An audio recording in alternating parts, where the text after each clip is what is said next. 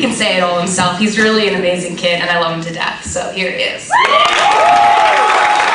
Kyle Yost, we have your jacket.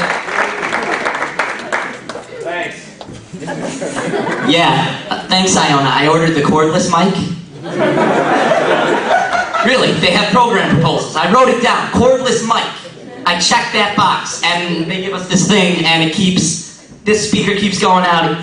It's a half-assed commitment here. So, I'm from upstate. I live about 4.5 hours upstate. My parents are here tonight. Let's hear it for them. All right. All right.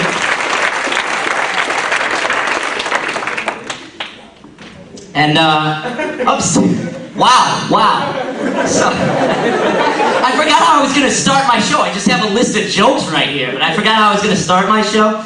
I'm from about 4.5 hours upstate. It's pretty far away, and most of the people down here are commuters. How many of you commute? Just by clapping. I can't see your damn hands. Awesome. I'm not talking about, like, there's Staten Island girls in the back going, Christy, you're from Westchester, that's upstate. That's not really what I'm talking about. And that wasn't an upstate joke, that was a Staten Island joke.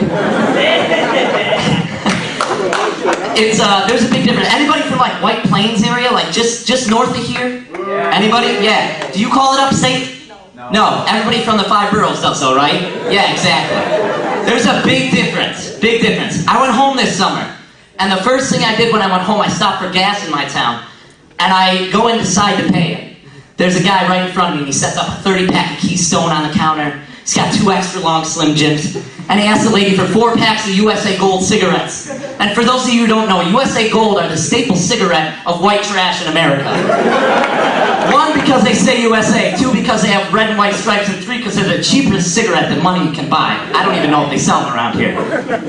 So I'm trying not to laugh at this guy. He turns around. He's got "Get her done" written on his hat. And I'm just like, if I go outside and I see this guy's got a pickup truck with a gun rack in it, I'm just going to flip out. So I pay and I turn around and I go outside. He doesn't have a pickup truck. He's got a rusted old Cadillac, which is the staple car of white trash in America.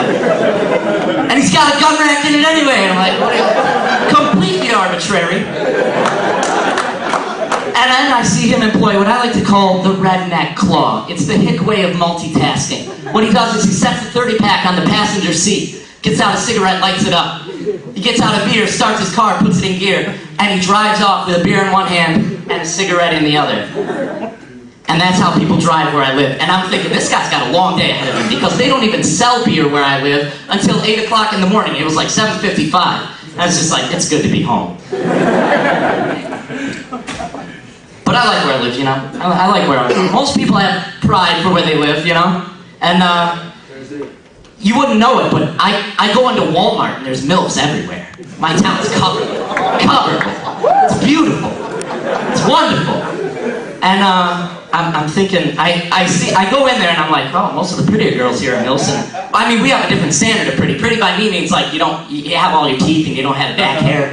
But, I'm walking down the aisles of Walmart, I see all these young mothers, and I'm like, we need to redefine what qualifies as a MILF, because they're about 17 years old. The only place in my town that has more MILFs than Walmart is the high school.